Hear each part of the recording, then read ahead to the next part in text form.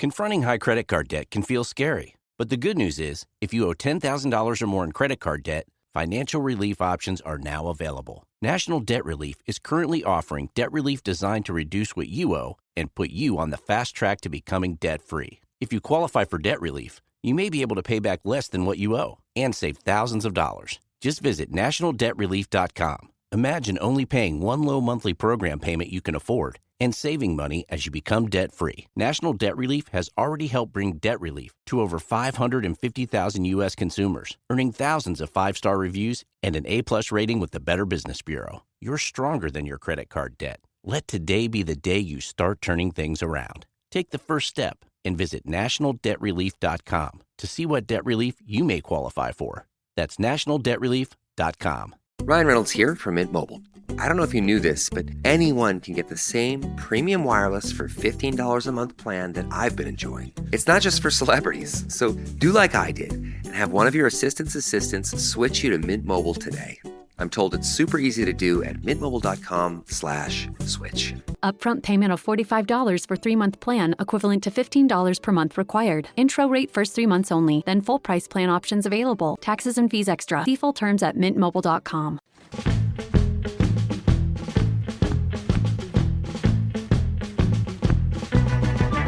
Joe!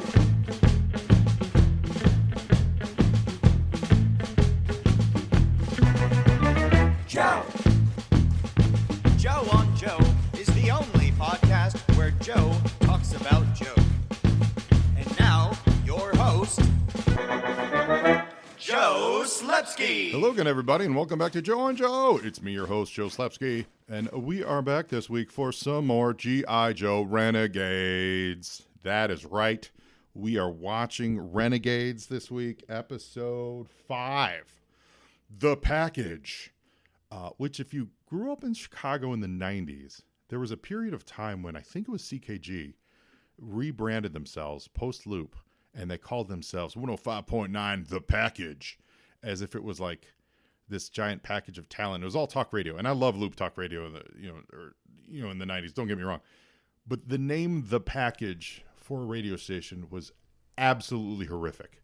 So if anyone here is listening and was involved in the package decision, turn off your radio.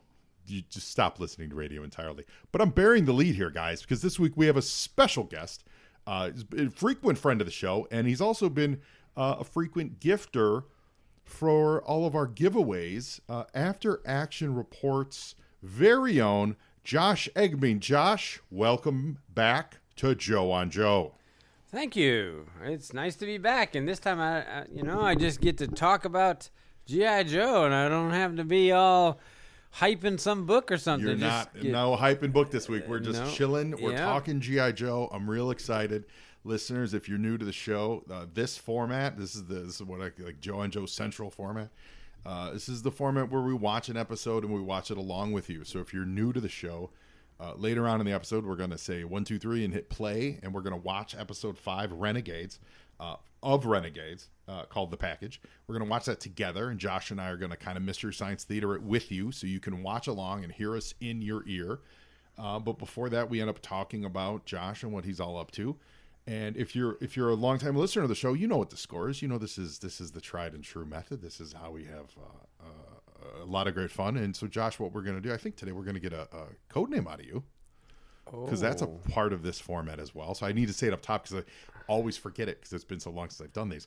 So you're gonna by the end of the show, we're gonna find you what your official Joe on Joe code name would be. Okay. Were you a member of the team? So we'll get to that. And if you're out there and you're new to the show, say hello on social media. It's at Joe on Joe Pod. That's on Facebook, Twitter, Instagram.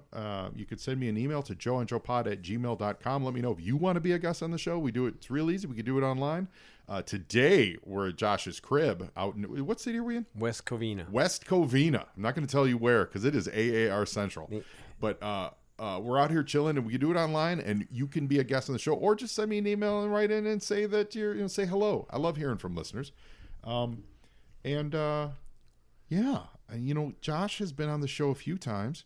We've done multiple giveaways. Now we're recording this a little early, so I believe we've recently finished up our latest giveaway of the AAR books. And so we'll just touch base real quick. Josh, what is AAR? Like, what is that vibe? What are you doing with AAR?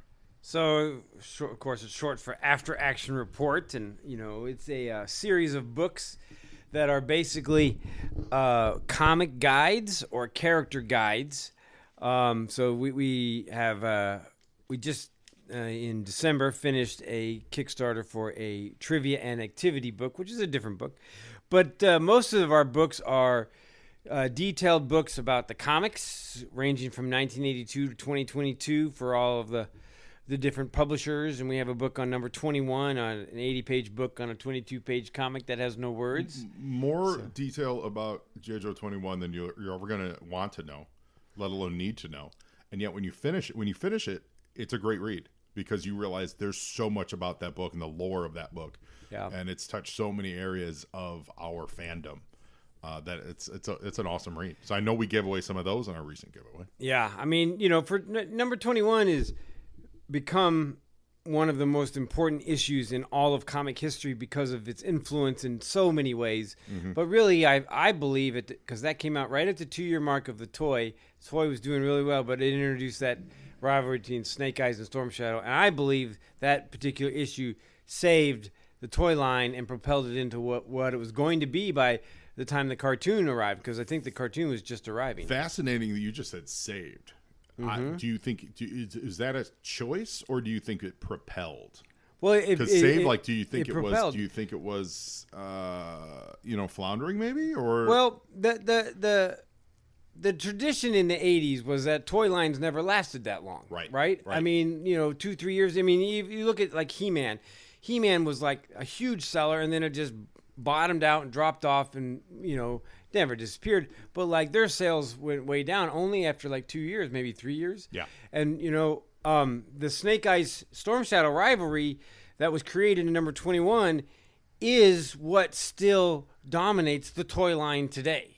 And of course, before that, it was not introduced. You know what I mean? And, that tattoo at the end on that last page is why I believe it's so important. So and, of course, it was silent. So there's a lot of artists who are our age as kids who read it and were like, I want to be a comic book artist. And is a function of it being silent, not having any dialogue, if listeners for some reason you've never read it, it allowed the reader to fill in the blank with whatever story they, at the time, whatever you thought it might have been. Yeah. Could they have been actual brothers? Could they have both just hung out at the same tattoo parlor? Yeah. Could that have been a military unit? Like you don't know what that meant. Yeah. And every single listener absolutely would have had a slightly different observation of what that could possibly mean. And there's power in that. So that's why we wrote a whole book on it. I mean, because I really, as a diehard G.I. Joe comic fan, believe that it's one of the most important comics in all of history. And when you look at top 100 lists, it's on every one of them. As it should be. And listeners, he's not faking the funk. I've seen the vault. That's why we're just saying vaguely in West Covina, because it is the headquarters. I have a lot of comic books.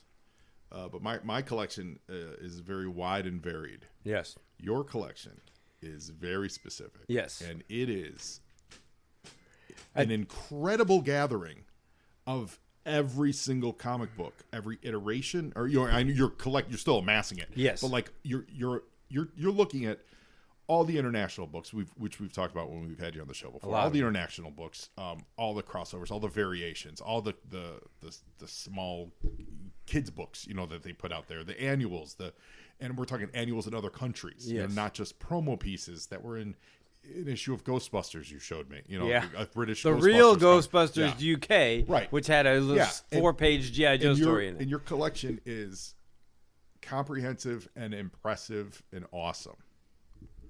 Well, it's a lifetime of collecting. I mean, in 82, I started, and then, when it ended in 94, I was still collecting. And then in 2001, when it started Blaylock, I started again. And, of course, eBay was around, and then I discovered International. Yeah. And, never stopped. And although the one problem I have now is that Skybound puts out so many covers for their issues that I can't keep up financially as well as tracking them. So I've decided that I'm only getting the Real American Hero extra covers, and I'm trying to get as many of the G.I. Joe ones, but like the Transformers and Void Rivals extra covers, I'm like, Yeah. I don't have the bandwidth, money, and ability to get all those. I will at some point, but like as of now, as a completist collector, because that's totally what I am. Right.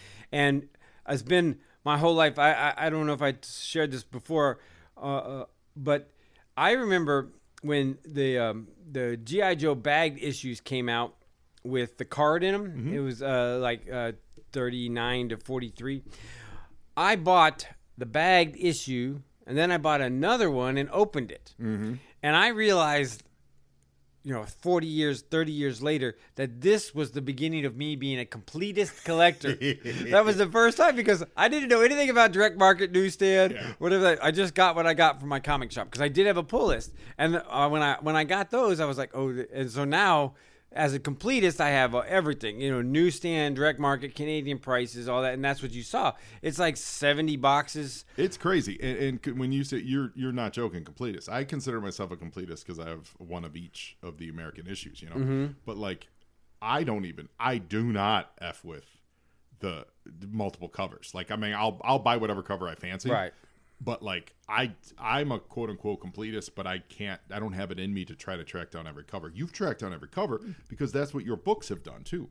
Your books are very, very detailed, accurate accountings of all the variant covers. And in this new world we live in, comic book fans, collectors, and say new world of variant covers started in the 90s. And technically they started in the 70s with testing markets, but like variant covers for collectors in all markets. Now, if you consider newsstand and direct market a different cover, then that is a variant. But what no, what I'm talking about is the actual variants. Yeah, what I'm talking about, the actual like Whitman variants they would do, like they would test with like a different logo on the side or a different, or an actual different cover. Yeah, G.I. Joe was and they after would do it, Whitman. Yeah, and they would do it in the like they would do it in like small market and just see in that small market how many sold, whatever. But it wasn't like this. It was more, that was a test more than it was to actually put stuff on the market. Now we live in a world of like 100 different covers. Yeah, skybound, just a million different covers for good or ill. Not taking judgment out of it. There's a lot. Yeah. So I saw that is an impressive goal that you're setting for yourself. I saw that Transformers #1, that's now probably 3 years old, has something like 150 covers, which includes retail exclusives, second printings, or I think they're on the 11th printing, and other things. They even have alternate covers, alternate retail exclusive covers of other printings. So like the 10th printing had its own retailer exclusive, like, because retailer exclusive is what like some comic shop makes a cover. So they had retailer exclusives of the 10th printing, and they're on like the 12th printing. So it's like, oh my God, like that's crazy. How do you, and of course now we have apps and things like that really help. But like previous to that, everybody just kind of used whatever they had, Excel sheets and things like that. I feel like I want to go down this route, but I really, because I'll just ask this question. What do you think about that for the health, and this may be putting on the spot, for the health of the comic book industry, as far as cultivating fandom? I know there's a financial health there because they wouldn't be doing this if these didn't sell, right? Didn't sell multiple copies and boost sales. So I'm not going to, put blinders on and say that that's not the case. But as far as cultivating readers and cultivating fans, what do you think that does to the market? Or what's your perspective? So I think with apps, you can have your collection on your phone and you can go dig through a box and pick out what you want. Before, most people had to do it in their head, or they had a handwritten sheet or something, like, you know what I mean, or a little notebook. I'm at conventions all the time. I still see people walking around with like a Bellamo book, and they got marks all in it and tabs, and trying to track on whatever little toy part they're missing or something like that. So the book element was always there, but I think now with apps, it's like, okay, well, I just scroll through. I don't have that issue. I can get it.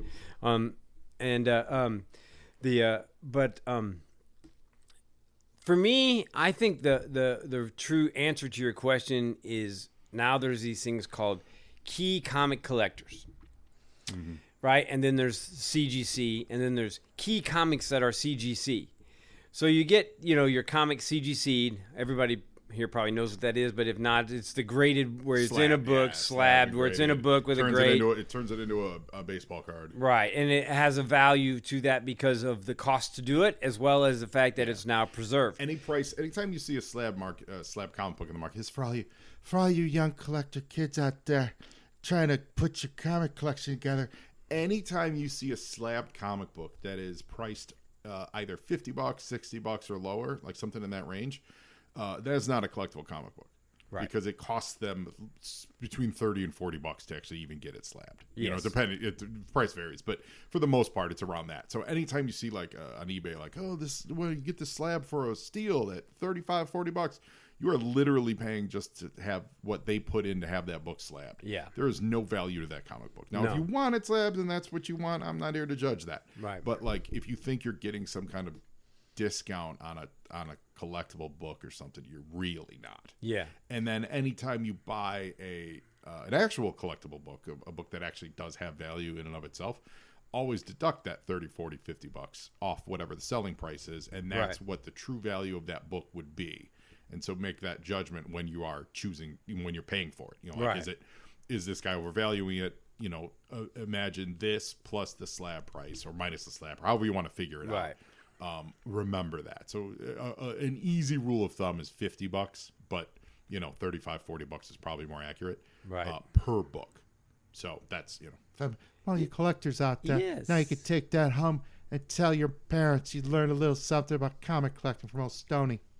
So you know, throughout comic collecting history, the whole point was to understand the story, right? That's why people wanted to get the issues, right? Because you're like, wait a minute, I missed number 32 and I have 33 and 31. What the hell happened in 32? Right. So that's, and there'd be a footnote in 33 that said this just happened in 32, and you're like, I don't have 32. Right. I need to go get it. So everybody wanted to collect comics for that reason, for the story between the pages. But now in our modern world, it's not so much about the story between the pages. It's other than what event happened in there, a new uniform, a new character, you know, a death or something like that. So those all become the key comics that people want, right? They get that. That's my answer to your question regarding the health of it, is that the key comics in a CGC, say like a 9.8, are like off the charts, what everybody wants. Right, but not everybody can afford those and get those. But then it just kind of slides down, and all these other issues that people have are you know, that nothing eventually happens in except for the story. People don't want, right, and they're not CGCing them and whatever. And you can still find hundreds of thousands of them out there. And you know, for me as a collector, like, you know, because I just focus on G.I. Joe, I can handle getting all that because I started getting them for a long time. But like, in order to collect all the whole run, I think a lot of people, first of all, they don't have the space. Second of all, like, they don't have the money, and they don't want all those other issues. Right. Sure. Yeah. So you get the key comic collectors, the CGC collectors, and you know, are they looking to turn and swap that comic? Yes, at some point, but they are also collecting it to be a collector. And I think that's what has changed dramatically in comic collecting, is that nobody wants the whole run anymore. Yeah, and I truly believe, I appreciate that. I appreciate that perspective, and I think you're accurate in the assessment. One of the reasons I truly believe that is in writing for the trade, you're writing for the collection. Yes.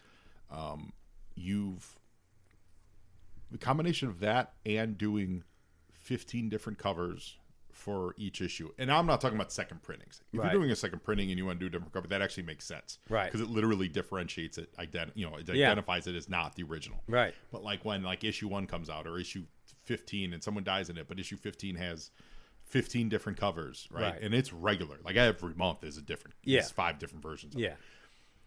I think you're devaluing your long-term affection, because in every reader's head, we talk about every reader's head, they had a different story about Snake Eyes.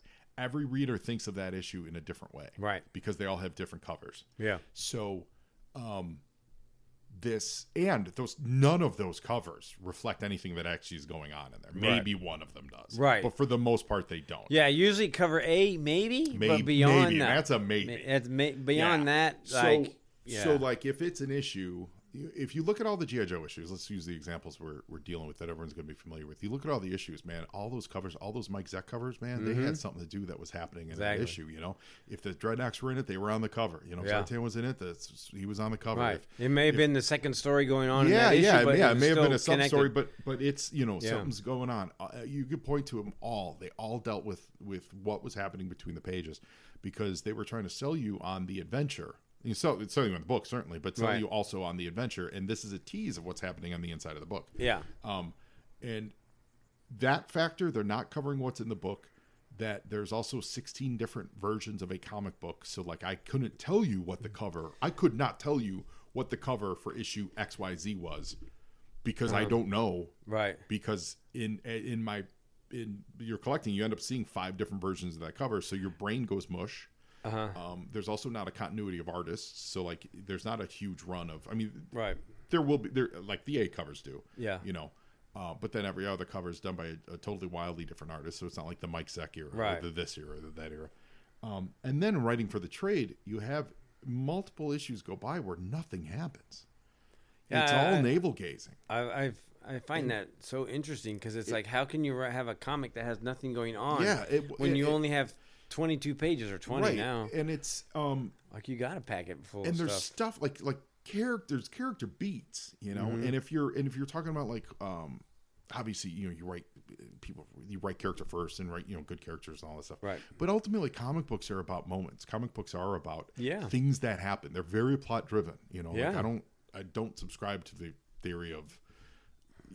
It's a different medium than if you're writing for the screen or you're writing, you know, you're telling a drama with humans interacting or performing it. Like, no, comic books are drama. They're soap operas. Yeah, they are. And when you write for the trade, everything just gets so drawn out that what used to be able to be accomplished plot wise or story wise in 1 or 2 issues now takes 6. And that's not memorable.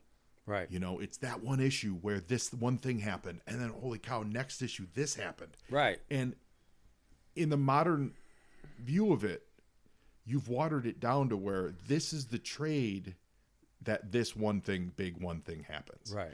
And all these small moments that fill out the 22 pages are these cool character beats, but it's filled with just kind of conversational dialogue between people instead of active dialogue of, you know, again, using the Joe as the example, you know, we got to go rescue Straw Hacker. Okay, next panel. They're on the plane. Right. You know, now we got to go rescue Straw Hacker, and we get a full page of them walking to the plane, talking about their complex emotions about rescuing Straw Hacker. Right. Right? Versus, back in the day, it would be as they're jumping out of the plane, they'd be like, I'm a little torn about rescuing Straw Hacker. That's okay. We'll be all right. You know, right. You get that moment, but you get it in the middle of them jumping out of the plane to go land in, you know, it's I hadn't quite ever thought of it that way. I mean, but you're right. That's, you know, and again, you know, I think maybe that comes out of the 90s where, you know, splash pages were the big thing. I mean, splash pages had always happened, especially the first thing. Yeah. So a full Kirby splash page, but like Eisner. All of a sudden, you know, in the 90s, Rob Liefeld and the Image guys and all were like, every page is a splash page or every other page. And so it's reactional. More art. It's reactional, yeah. So the 90s was more art driven and less wordy. Right. And then the aughts brought us more wordy. Right. And the aughts also brought us the trade. The birth of the trade was late 80s. Right. But the aughts is really when the trade. Right, because they were like, we can make more money in Barnes and Noble. And, you know, which now those places don't even exist anymore. Right. But this expansive, I think it's gone too far. And I think you've lost readers' connections to individual issues and attention spans. People, it used to be you'd read a book, and especially when you're younger, because you have more time when you're younger, to read comics. You know, as we get older, we all read all these comics once. Put them in the box and I'm done. You know what I mean? Like, I hate that, but like... Yeah, but when you're a kid, like, you have more time in your life. And now I totally understand they're competing with screens and stuff. So there is a lot more to take their attention. But like, once a month, you would get this one book, and it would have one cover to it. Yeah. That was the same cover that everyone else had. Yeah. If your other friends read it. And you would look at that cover, and you would read what happens in the pages of that one book, because there were so many things that were happening in those pages. Yeah. There were so many adventures that were happening. Right. You were highs and lows all within the beats of the one comic. Now it's my book doesn't look like your book. So little happens through it. I can read it so quickly because there's very little dialogue because it's just panel after panel of people navel gazing, and I think it's just and I know it's super get off my lawn, Okay. like old man, get off my lawn. Right. But I do think it's a storytelling trend, and I'm not talking about the content. I'm not saying, let me be very clear. People like Comicsgate and all that bullshit. Sorry, pardon my French.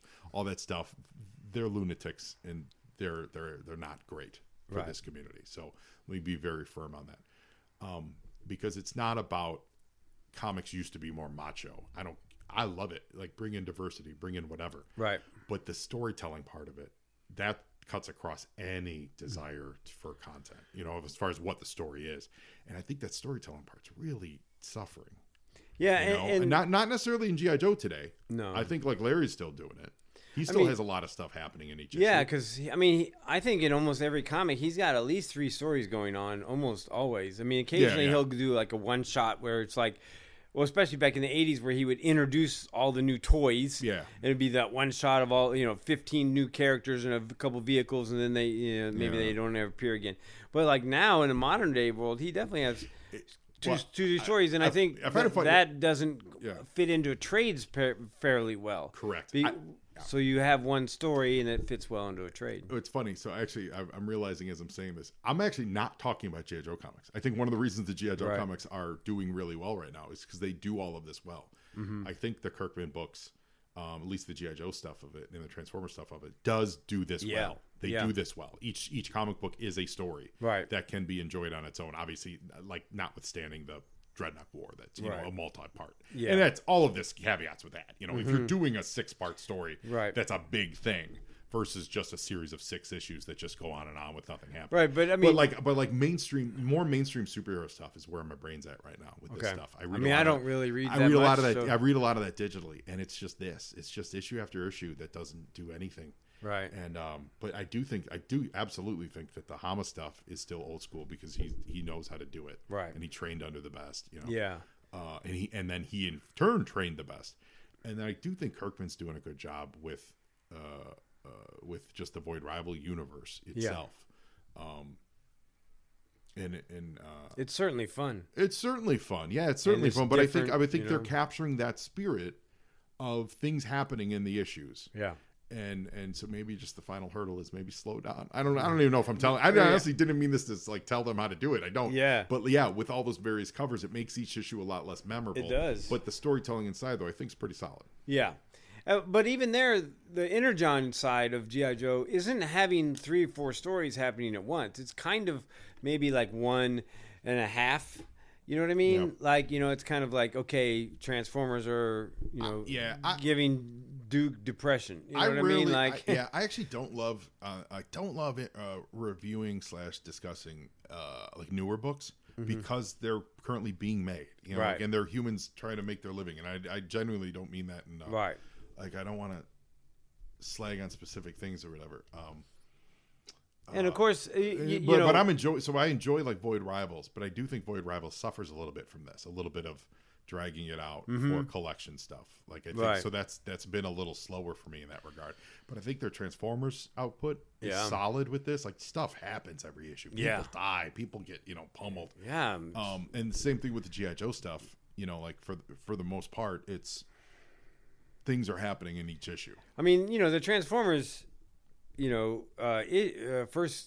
First year won the Eisner. I mean, great. You know what I mean? Yeah. I mean, like, rip off Megatron's gun and stick it on Optimus Prime's arm. So like, good. Stuff so like good. That. The fact is that, like, if Transformers can win an Eisner, and was it Daniel Warren Johnson can also win an Eisner for writing because he won 2 Eisners. I mean, that's the Oscars. I mean, it's like you can't get any better than that, and to take a toy property book that wins an Eisner. So obviously they were doing Transformers, right? And not since like the Mad Balls comic that Marvel put out have we had such quality, right? But so you I guess the comics in general, are the movies have done an amazing job of introducing characters to everybody. I mean, like Madam Web has her own movie. I mean, like you know, I mean, like, you know, Agatha has her own TV show. You know what I mean? Like the best example you can come up with is Madam Web. Right, but she got a whole movie. Oh my God, that's so terrible. She got a whole movie though. And shame on them for that. Yeah, but just the fact that they did that, right? No, I mean, like, you're not wrong. It's You're just not wrong. Wow, she's that not a movie huge was- character by any means. She didn't have a huge presence, but like all of a sudden, then she has a movie, and I don't know if the comic values of her appearances went up, but they probably did a little bit. They bumped a little, sure. So, but like, you know, when in the first decade of the Marvel movies, comic books value of when a character appeared in a movie would skyrocket. I mean, like, you know, that first appearance, that key appearance. Do you know that crazily enough, it didn't give a huge boost to weekly. No, it didn't. Still not. It boosted like catalog sales, you know, and like trades and stuff, and back issues. Yeah, but as far as fostering people to come in like on a weekly basis, the overall effect of that, I've heard from, well, definitely from the shop that I worked at, but they're just from a lot of retailers all over. It was just like you'd get some surges, certainly around the time. But they weren't there to be like, let me know what's going on this month in Iron Man. It was, I want to pick up the adaptation of that movie I just saw. And so you'd be like, well, here's Extremis, you know, and they'd buy that and they may or may not come back. Right. But they're not coming back for the monthly Iron Man. No. They were coming back for, okay, now I want to read Armor Wars, you know. And it'll be interesting to see how when the children who were 10 when Iron Man came out, which was in 2008, and really, you know, Batman had already been around. Batman, Dark Knight, I think, was the same year, almost the same year. So, like, you had those two, big movies, and it'd be interesting to see because that's 2008, so it's 18. So in 2028, which would be the 20-year mark of Iron Man, it'd be interesting to see how those kids who were 10 would then be 38. Mm-hmm. You know what I mean? And it's like, how do they look at Iron Man? As, you know, like we look at Star Wars when we were 10, you know, 1977 when Star Wars came out, right? Like that changed everything. I mean, Iron Man kind of changed everything for the movie industry to a certain degree. Oh, for sure. You know, I mean, and the Transformers movies were just 2 years before that too. So strangely enough, I'd say Iron Man changed it more than Dark Knight did. Yeah. Dark Knight influenced so much. Right. But Dark Knight also said, here's a high bar. Yes. That none of you are ever going to be able to reach. What Iron Man said was, it's a lower bar. Right. And you can do it. And we're going to make a world out of it. Yeah. We're going to make a world out of it. But also, it's a bar that can be attainable. You don't have to have the genius of Nolan. Yeah. Because Dark Knight's Dark Knight's one of the...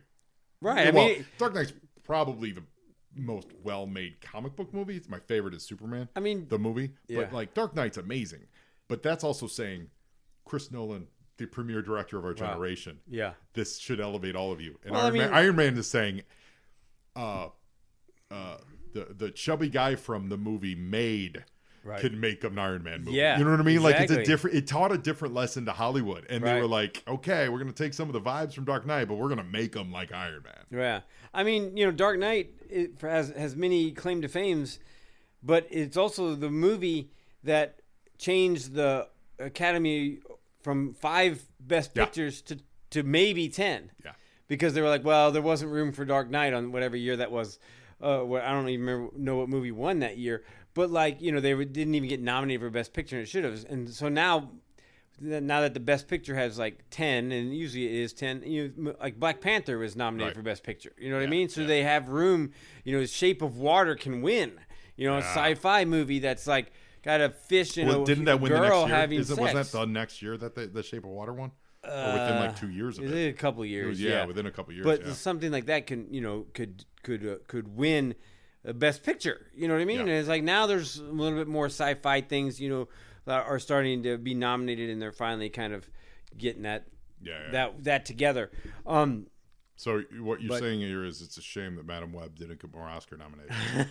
Josh Eggebeen is here to say that. Ladies and gentlemen, if you take away nothing from this conversation, Josh Eggebeen is America's #1 Madam Web fan. And he's here for it. Oh, that's a bunch of shit. Oh, I'm gonna let that swear word go through, moms and dads. If you're hearing that, we left that in because any kids listening should absolutely know Madam Web is terrible and they should not be watching Madam Web. But after all that is 100% right, she did get a feature movie that's in the theater. She did for a random but bad, you know why, bad, but you bad do character know why, though, right? In Spider-Man. Yeah, but she wasn't even that great of a character in Spider-Man. You do know why. Sony needed to make movies, right, to keep the license. And they only could do the B level characters. Yeah, and they did a bunch of them. It was crazy. I mean, Morpheus and Venom, they're all in the same. I don't know why they didn't just do Spider-Woman, but actually, that's a rights thing. I remember hearing about this, that they couldn't do Spider-Woman. That's why in that movie she's not called Jessica Drew. Okay. So Jessica Drew was the original Spider-Woman, but then the other Spider-Woman was the white and black one. That's what I'm thinking of. They don't use her real name. They changed it in that movie, even though she's supposed to be the one from Secret Wars. Right. Because there is a rights issue about that. And I think there's a rights issue about Jessica Drew too. Otherwise, they would have been dumb to not just do a straight up Spider-Woman movie, like a Spider-Woman mystery kind of thing. She had her own comic book series for a really long time. No, I don't think Madam Web really had her own series. Oh, no, no, absolutely not. Madam Web looks like Aunt May. Yeah. And is a decrepit old lady who sees the future. Yeah. What are you doing? Yeah. Like, how is that is crazy. Anyway, this isn't Joe on Madam Web. It is actually, it's welcome everybody. Welcome back to Josh on Madam Web. We're here today to talk about, that's awesome. That was great. Transition. That was great. So we are going to transition into, we're talking about world building. We're talking about comics and how the comics, we're talking about Renegades, man. And Renegades came about, and it was, you were saying this before we got on, that this is the last cartoon that a whole generation of Joe fans or just young kids in general looking to discover G.I. Joe. Right. This is the last cartoon they have. So I don't even know what year was this that came out. What was it? 2000 and I want to say it's 2010. Yeah, it's somewhere around there. I don't have my phone, but should Google that. It should be right here. G.I. Joe Renegades 2010. Yeah, 2010. So now, as we record this, we're going on 16 years. 16 years, yeah. And so that's a sizable time of generations. I mean, they reference a generation as a 20-year period, right? Yeah. Like just in general. So in 20 years, you have enough people that go from 0 to 20. They go from being born to an adult. So at this point now, there's no kids that are alive that are under 20 that have ever seen. And they only have the movies. A cartoon. Those movies aren't going to appeal very much to young kids. Right. I mean, they're whatever, take away merits, whether it's good or bad, whatever. They're not really appealing towards like the youth. Yeah. The 10-year-old. No. It's interesting though. You talk about 20 years because by the time they do get that Energon cartoon, which I really hope it happens. Right. By the time they get You're talking about the recently announced Energon. Yeah. By the time they get off the ground, it'll Kirkman, probably be very close to 20 years. It'll probably be at least 3 years till they get that off. Yeah. And then we'll be into 2029. Right. And of course that immediately will cross over with Transformers. So you have the Transformers audience watching that as well as G.I. Joe. And the Transformers audience is very different than the G.I. Joe audience, but yet I love to always brag that G.I. Joe made so much money in 1982 that they went to Japan and bought Transformers. Hasbro did. So if you're a Transformers fan, you have to say thank you to G.I. Joe because literally the money that they spent on Transformers was from our toys. So good luck beating that one. Yeah, meanwhile, you might have bigger box office of the movie and more fans. Those guys are sitting on their mountains of toys and comic books and going, okay, that was great. That's great. It's a great story, bro. Cool story, bro. Yeah, exactly. Meanwhile, I've got my actual functional transforming Soundwave over here. Yes. That's literally a robot that can actually transform and speak to me.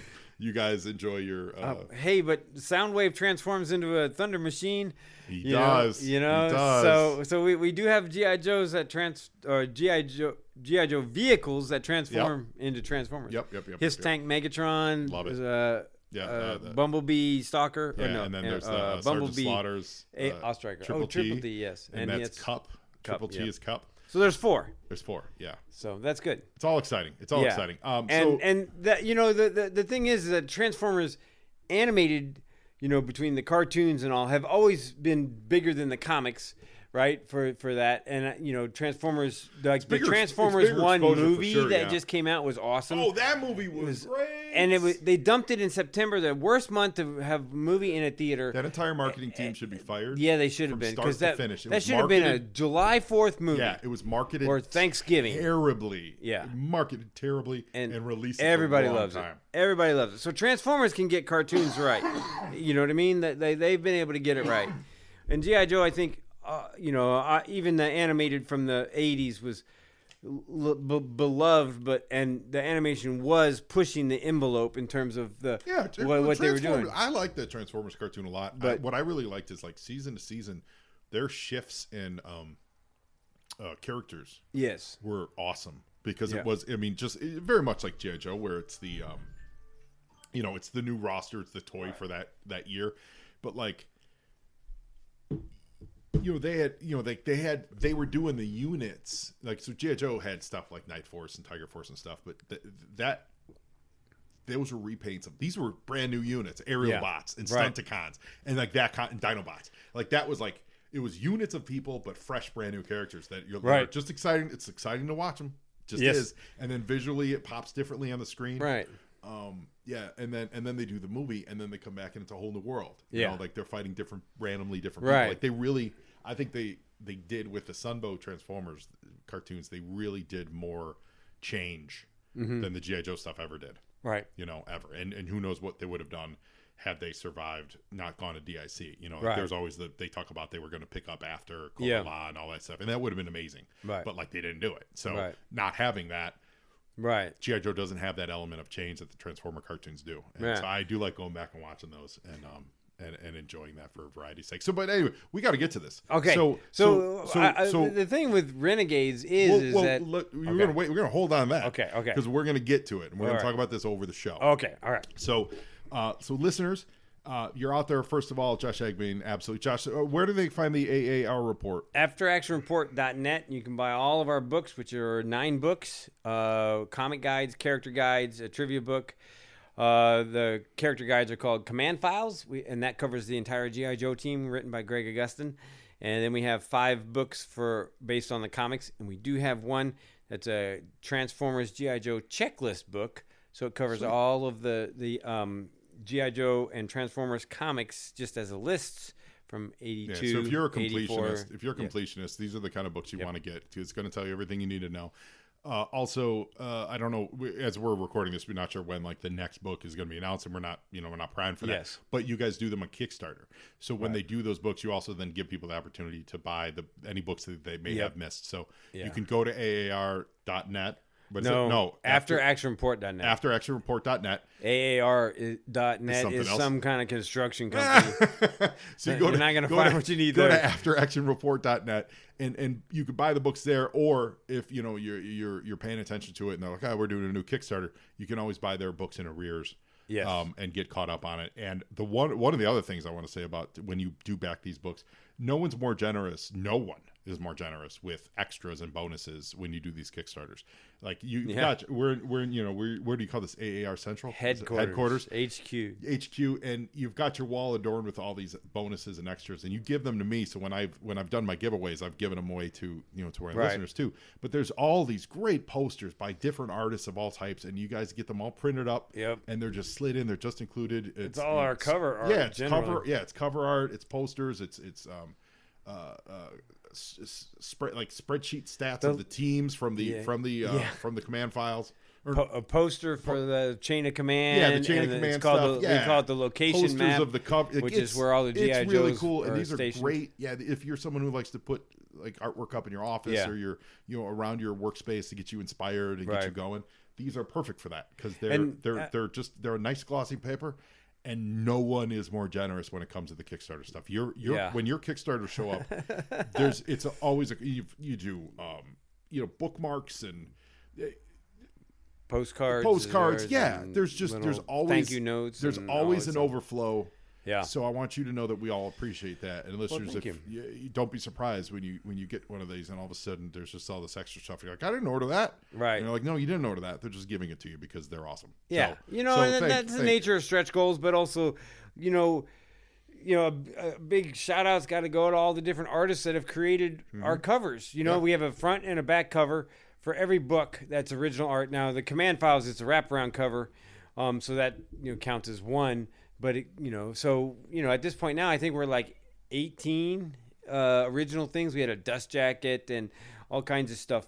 And of course we had original artists do individual characters for our Command Files books. So I think at last count it was something like 70 pieces of art have been done for our books. That's amazing. When you count the individual figures for Command Files. Yeah. So at some point maybe we'll do an art of after action report book. Sure, that's awesome. So, listeners, so check that's them the out. plug. That's the plug. Check them out. But right now, I want you to call up your episode of G.I. Joe Renegades, episode number 5. It's the package. Spoiler alert, it's the episode where we meet Breaker, and he's awesome. All right, listeners, get your finger on the trigger, and here we go.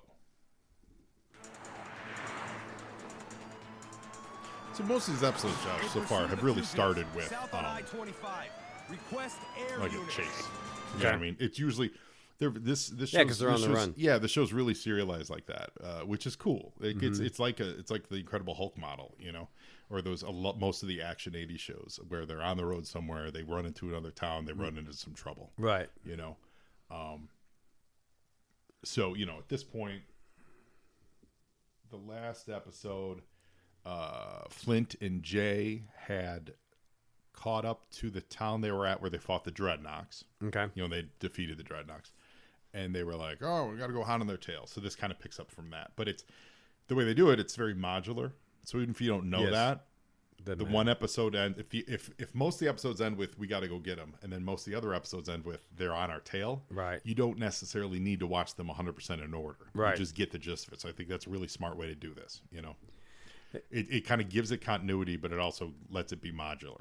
Sweet. Because you never know. For the record, I did see this when they came out, and I have the DVD, and I think I watched it about 5-6 years ago. But in terms of for this episode, I just watched it about 2 minutes ago. Yeah, that's all right. And then, so now I'm a little you don't bit have fresh a script. on it. You don't have a script ready? No, I don't have a script. So the Joes have pulled into a rail, like a shipping dock, and the Joes are in a stolen Cobra truck. Oh, here's the intro now. Yeah, I like the intro. It's a great intro. I thought the intro was really good. I think A-Team. It's very A-Team. How can you not? The whole thing's very A-Team intro. Because of the era that it was, it was right around the movie. The Cobra Commander looks way too much like he did in the movie. Right. It's not a 1-to-1 by any stretch, right. but it's way too much. They're trying to do what they were trying to do in the first movie, and boy, is that not a good look for Cobra Commander. Yeah. Yeah, everyone else looks pretty great. Again, they always got to try to do something different. They can't just keep doing the same thing over and over. They cast Joseph Gordon-Levitt, so they're trying to keep him recognizable in that look, and you're just like, nope, nope. That first movie Cobra Commander is not the stuff, man. That is not the stuff.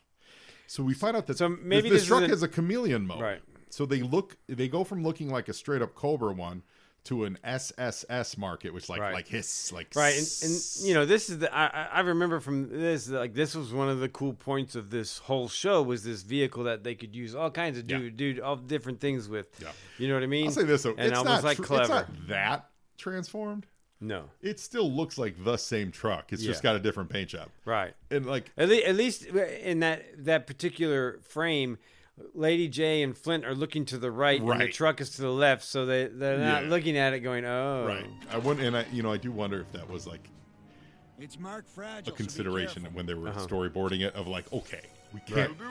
It'll work enough to fool them to look the other way, but not necessarily if they look right at it. Like, boy, what could that truck be? Right. Exactly. So an important plot point here. Because they made their truck look like an SSS or a delivery truck, someone knocked on the back. Think of it like FedEx. It's basically FedEx. Yeah. Someone or Amazon. Actually, Amazon's the more apt here because that's what they are. They're Amazon, who's taken over the whole world. Yes. And someone knocks on the door and they hand roadblock a package to deliver. Stay here and check and every so the Joes are like, Units okay. 2 and 3. We're moving on the main building. Yeah. Now. I think it's kind of funny that they're like, yeah, sure, we'll deliver it. Right. They run into Flint and Lady J, and Lady J just like it's just like we talked about. She obviously knew that was them in the truck, right? But she got Flint's attention. Go look over there. Look over there. Look over there. Right. Well, Alvin Kibbe. I know Scarlett knows that He's guy. the coyote. Sounds like your type. The coyote. It's his This alias. goes back to we weren't talking about this on leading the anti-Cobra recording, but we were blogger. talking earlier His about website Lone has all Wolf. the Maybe best he's intel on related to Cobra Lone Star Wolf. I doubt it, but you never know. So, but this was something that I remember clearly from watching this originally when this came out, was how well they introduced these other little Joe characters. You know what I mean? Like almost every episode, they kind of had somebody in that you're like, okay, Alvin Kibbe. Now, if you know the file card name, then you know already that that's Breaker. Yep. All right, spoiler, but whatever. But but I don't think they actually call him Breaker in here, do they? No? At the end of it. At the end, he gets a nickname. Oh yes, he does. So what's happened here is as she was starting to open the package because they were interested in why is it going to a hacker like that. Duke noticed that it was beeping or there was a flashing light, so he stopped her from opening the package, and they quickly realized that there is a bomb in there. So they're using the old bubblegum technique to defuse the bomb, and so they can actually open it up.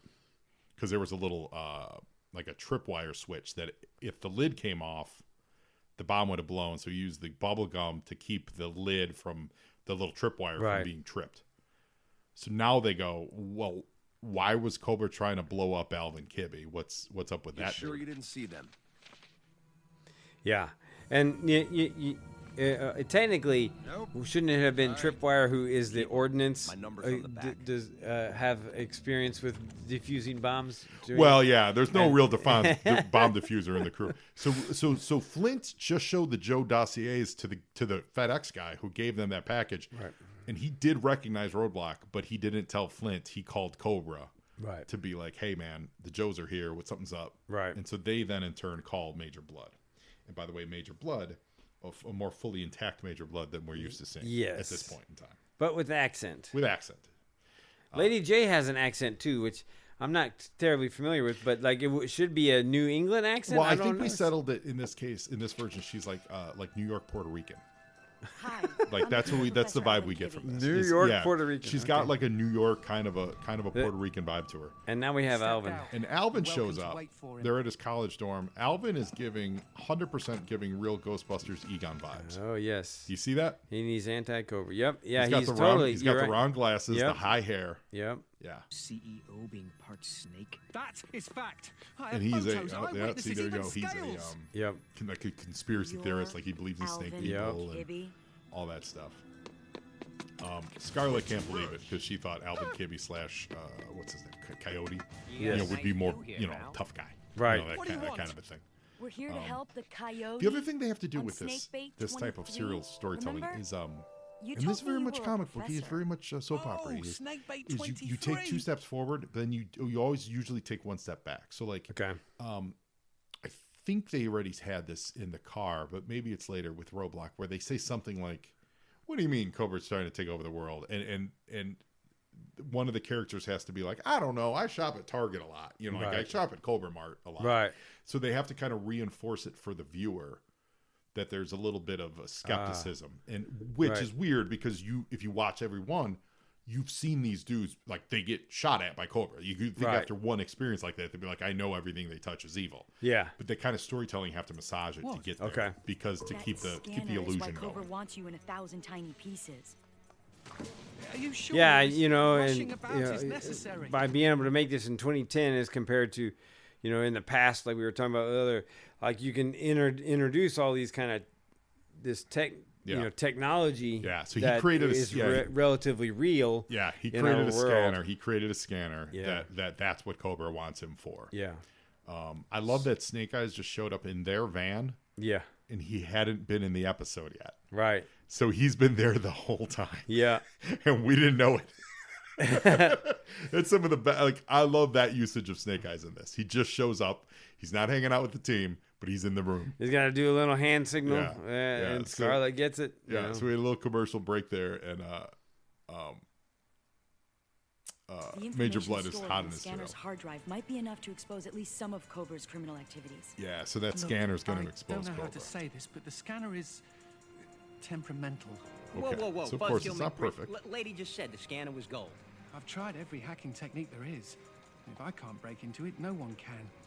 Why didn't you mention this before? Oh, see, there's always a Busy wrinkle. saving me. There's always There's a, always a Distract wrinkle. It's you. never like, that's the storytelling that has to happen. Right, you but we know that's why Cobra was gonna. So now we're gonna get a little action scene. It's pretty Yeah. cool too. Like it's like a cop, kind of a disguised cop car. Major Blood, shooting missiles out the rack. Yeah. It's a very Transformer-y looking car.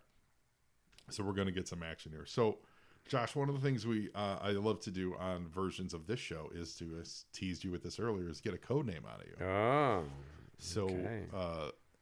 The question I pose is, if you were a member of the G.I. Joe or the Cobra team, what would your name be and what would your specialty be? So it's not that you are dial tone, right? But like your specialty could be, you make books or something, like, you're like in real life, like right. You create books, right? So maybe you do something like that for G.I. Joe or so on and so forth, and then we come up with a code name for you. So what do you think your specialty would be? And my specialty would be logistics. Okay. That's neat. It's huge in the military. I don't necessarily know that I would be a frontline soldier, and I always felt like if I was in the military, I never was and never intended to be, but I always felt I'd be one of those soldiers who's like got all the smart ways to get up the chain of command without actually getting involved, and I always felt like I would be able to work around the systems because that's what they want. Yeah, they want the military. So, but I spent most of my life as a logistics person for my jobs and things like that. So maybe by the end we'll figure out a logistics. I got it. I mean, I got a name for you. Oh yeah, I got a name for you. Do you have anything in mind? Anything you might want to? I mean, it's sitting know. right there. Log. Log in. Log in. Okay, well, log in. Yeah, that's one. Log in. It's sitting right there so much that my brain is going, have we ever given someone else's name? Which is why it's so sitting at the front of my brain. I mean, how do you feel with the name Supply Chain? Oh, that's pretty good. Right? That's pretty good. That's your name, right? Yeah. That could work. Yeah. Okay. All right. So welcome to the Joe and Joe team, Supply Chain. Thank you. I like that. I think that's your code name. I think that's really apt. It is, because my day job, I deliver either food or packages or people or whatever. You do that. So yeah. I'm in that system. Your supply chain. So next time I see you, I expect to see your license plate fully personalized to SPPLYCHN. Exactly. Okay, we can do that. So, listeners, supply chain. And what's yours? My name's Old Style. Old what? Old Style. Old Style. Oh, yeah. Named after the beer, but also because I like older things. Right. It was deep dish. until I finally watched the I named myself early on when we were doing this, but I had never seen the episode of Community where they did the G.I. Joe thing. Oh, that's and pretty one fun. of the joke it was very funny, but I had never seen it. And one of the joke characters in that episode was his name was Deep Dish. Right. And I was like, first of all, listeners, how come no one told me this? Like, because a lot of listeners would be like, have you watched that Community? And nothing related to Deep Dish stuff. They would just be like, have you watched the Community? You should cover the Community episode. It's really funny. And it is totally funny. Right. It's great. But I'm like, no one could have told me that they use Deep Dish. So I called myself Deep Dish on like 50 episodes. And then I finally watched it. And I'm like, well, I got to change it. I guess it's Old Style. So it's Old Style. I like Old Style. It is ironic that we had Deep Dish pizza. We did have Deep Dish pizza delivered in a supply chain, frozen. Right? Yes, like from Lou Malnati's. It's not like we got it from down the street. It was Chicago, delivered, frozen from Lou Malnati's, yes, which had to go through logistical supply chain and end up in West Covina. It was my birthday, which was in August, and it's been in the freezer since then, waiting for a special occasion. And I loved it. I appreciated it so much. It was so good. It was so good. So so supply chain, you're on. All right, board, man. I got it. I like it. So the action has come to a halt a little bit. We watched them get attacked. The Snake Eyes and Major Blood fight scene on top of the vehicle. Yeah, it was pretty good. Well, we were jabbering. That's all right. We're describing a fight scene. Yeah. It's a fight scene. You got to watch it. If you're not watching it, it's turn Snake it on and watch Eyes. it. He's great. in theory, he's always such a badass that he should be able to win it. Like Obi-Wan defeats Darth Maul in like one move. Yeah, so he's it's funny. so badass. I agree with you. So it's funny. I want to bring this up. I was on What's on Joe Mind, which would have been in like mid-November, I think, and the hot topic of getting Snake Eyes into the Energon universe in the comic books. Yeah, so this is what we're talking about. And I made the statement that I thought is fairly obvious. Like now, let me be very clear. I am fine with them waiting to introduce him. Right. But the longer you wait to introduce him, the more you're building up expectations for what that version of Snake Eyes is going to be. Like, but you have to do it because you can't have a G.I. Joe without Snake Eyes. Right. And my point was he's the face of the brand, ironically, because he has a messed up face. Yeah. But he's the face of the brand. He's the guy that people identify with. Most. Yeah. You know, there's a couple other faces. You know, you get it. Baroness and, Storm Shadow. Yeah. I mean, there's your handful. But like, if you were to say, yeah, no, it's definitely Snake Eyes. He got his own movie. I mean, you see some of G.I. Joe to the most layman, and they're like, oh, that ninja dude, the dude in the black, the dude that does, the dude with the sword. And Kibby. I'm here to say, Josh, it stirred controversy on that episode. Yeah, I did. I had to defend the fact that Snake Eyes is the most popular G.I. Joe member. Right. It was insane to me. It doesn't mean he's your favorite G.I. Joe member. He is. He is for me. But it doesn't mean that he has to be everyone's favorite. It doesn't have to mean that he's the whatever. He's the best. The fact is, he's the face of the operation. Yeah. I don't understand how there could be argument against that. And there was argument against it. And people are like, Duke and, Storm Shadow and Kobe, all the ones we just named. And I'm like, you all are high. Yeah. Like, they've done how many toys? 400 gotta or be something? Yeah. He's by far the highest. Oh, my God. I mean, ridiculous. I don't know who would be closer. Maybe Cobra Commander? Probably not. I thought I was losing my mind. Yeah. Because the comment, I love being on the show. I really do. I love the list. Like, it's fun. It was a lot of fun. But I was like, I'm going insane here. Because I'm not saying he is the best. Right. I'm not saying he needs to be your favorite person whatsoever. But there can't be any doubt that that's the guy. Yeah. No. I mean, in the comic, it's starring Snake Eyes. He gets his own movie. You know what I mean? Like, he's in every iteration of everything. Yeah. You know what I mean? Like, he just kicks Major Blood's ass. And I'm not saying that the Energon books at this point have suffered for not having him in there. I'm not saying that at all. Right. But you have to go there. Right. Whatever that looks like. Right. If they, if they do this for some reason, if they go like forever without using them, right, that's nuts. I mean, they've announced that there's going to be a cartoon. Yeah. Why not just have Snake Eyes be the main G.I. Joe in the Energon cartoon? You know what I mean? They introduce him there. Well, and leave him out of the comic. Here's my prediction: is an Energon blast is what's going to make them all nasty. Right. That seems to make sense to me because then everyone feels they need to tie everything together. Right. Like you can't just have everyone have their separate origin that, Right. It was in a helicopter blast 5 years ago. Okay, great. No, it has to be tied into this story. Yeah. So I have a feeling that's how it's going to roll. We got some Bio Vipers here. They're fighting in a warehouse, and it's Major Blood and some of these Bio Vipers from the previous episodes, the one where Ripcord got quote unquote killed, and Major Blood gets pinned by some forklifts. And Snake Eyes is pretty messed up. Yeah. Scarlet's saving his ass again. Yep. Saves his ass in 21 and keeps saving his ass throughout the comics and everything. So let me reach back to the Snake Eyes combo. I'm fine with them not holding back. Yeah. But let's all be clear. A, he's going to have to show up. Yeah. And B, the longer you wait, the more build up, which is a good thing. It can be a good thing. But you're building these expectations. It's a pressure valve. And obviously, I think, the Scarlet Snake Eyes, relationship in almost every iteration is always there. So maybe for Energon, they're going to leave that not there or build it somehow. Build it because with it's always we talk about this on the first episode of Renegades. Whatever happens, you have to get the scanners to the Scarlet's because there's only like one. I mean, we know Lady J, but Lady J and Flint. That's a pair made in heaven. Yeah.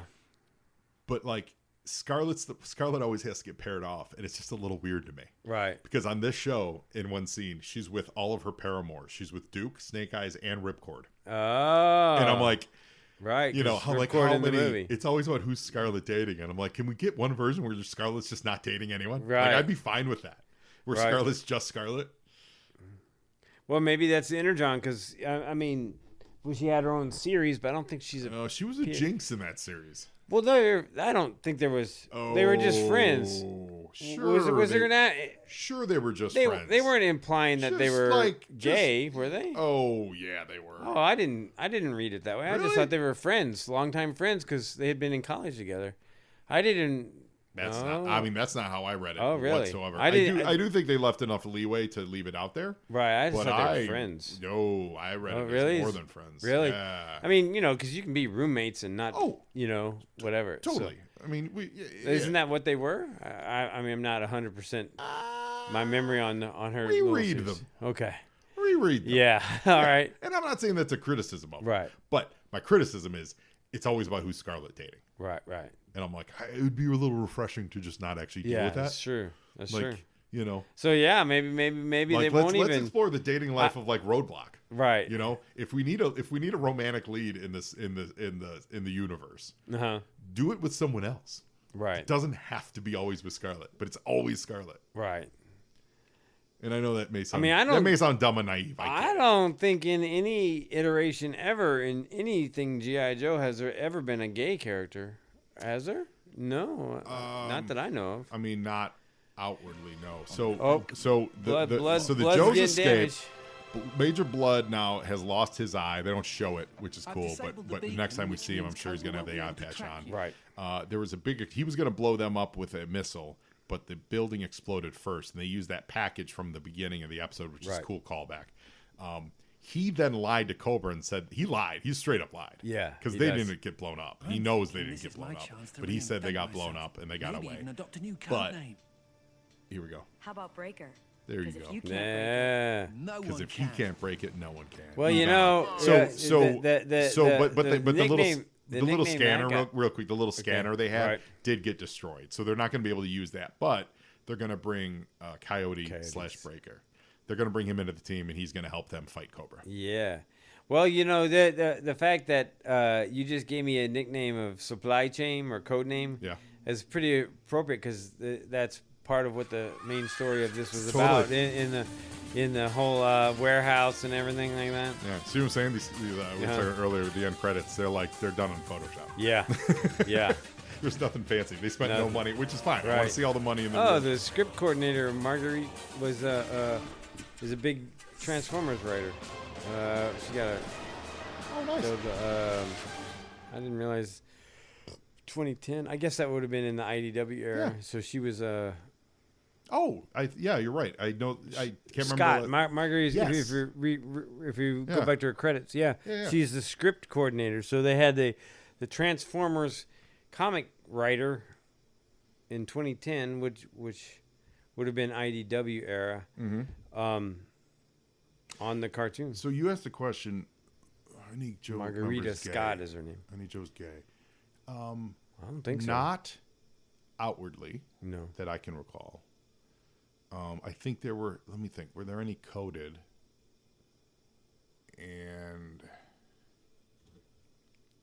I'm sure if you really go looking for it, you could find some. Just because, especially back in the day, like in the 80s. I don't know. Back in the day, there was nothing. Well, no, but like a lot of writers coded things. Like North Star in the X-Men.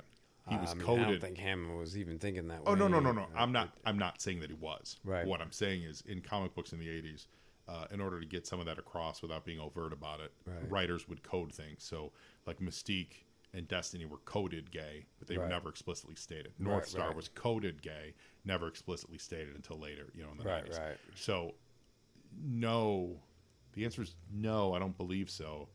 But it'd be interesting to go back and, I don't want to do it, but it'd be interesting to go back and look at it. And maybe there was a character here or there that may have been coded, Yeah, a gay stare. I'm not saying there is or was, but it may have been coded that. I mean, because they weren't gonna come out outright. Right. And say if you looked at the file cards, there was definitely nothing remotely that way. Yeah, but they didn't. But I would say none of the file cards really addressed it either way. None of them said.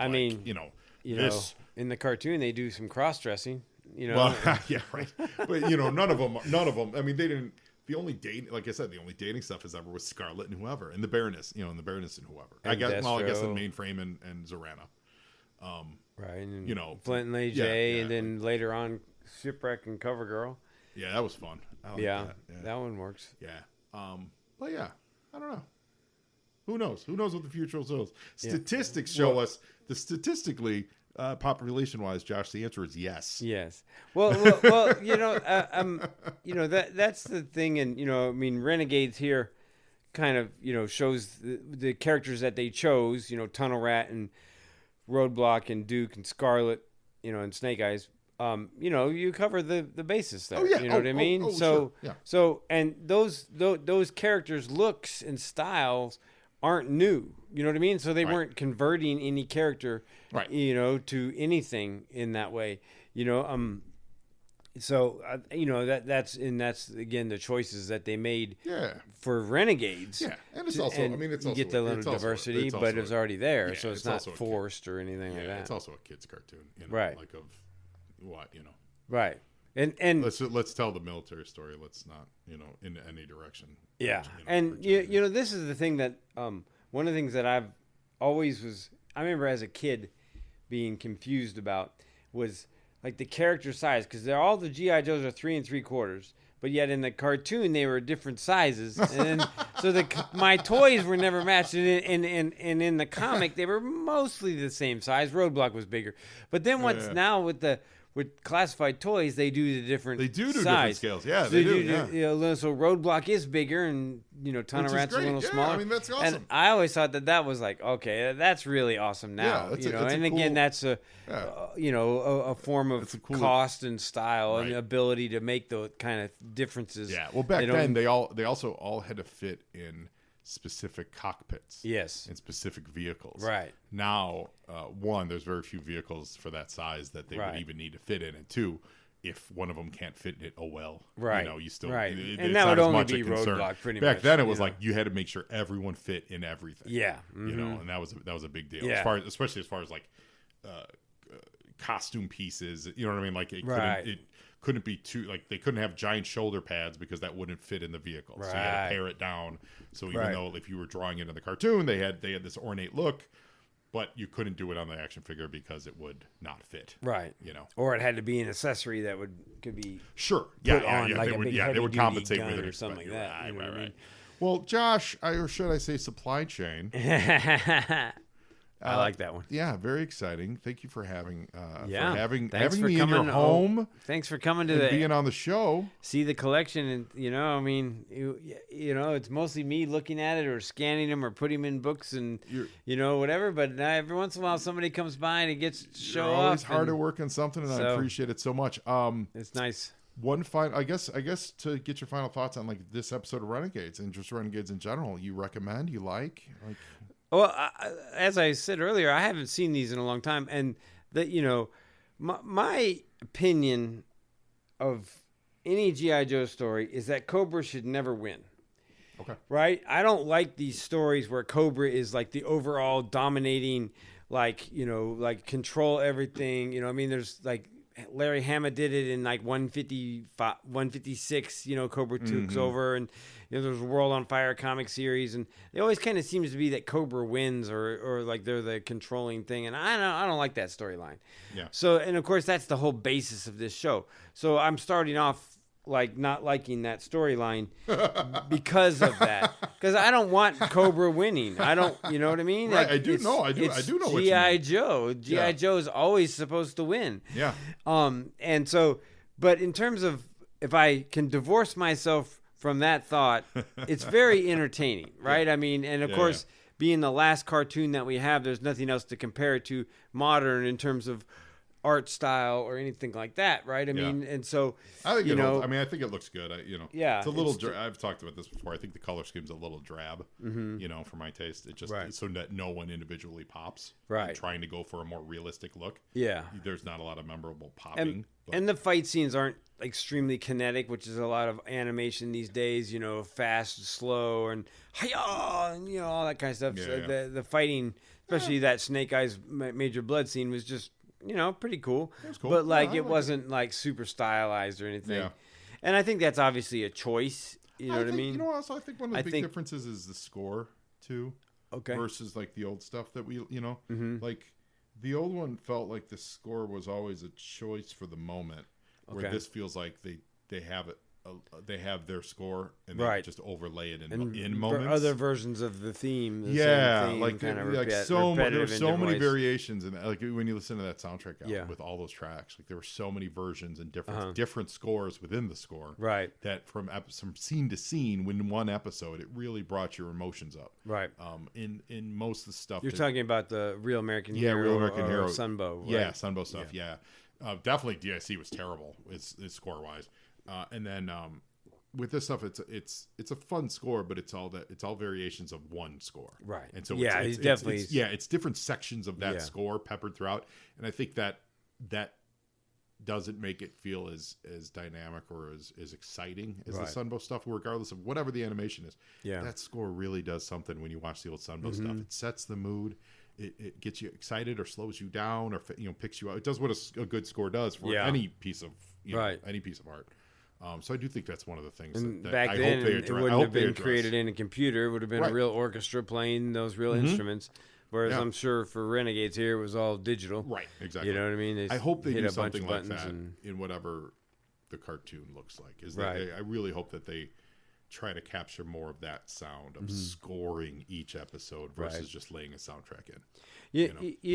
With a Skybound, cartoon for G.I. Joe, or for Energon, I guess it's Transformers, it would be interesting to see how well, like, the Skybound fans, right, which would be, Walking Dead fans and, Invincible fans, how much, because Invincible is like a really successful cartoon. Oh, Invincible's right? Great, yeah. And, it'd be interesting to see if those fans who don't give a shit about Transformers or G.I. Joe, or like that's not their thing, because maybe it's not their generation, but they are Walking Dead fans. Like, will they come over through that cartoon because it's Kirkman and because it's Skybound and learn about Transformers and G.I. Joe? Time will tell.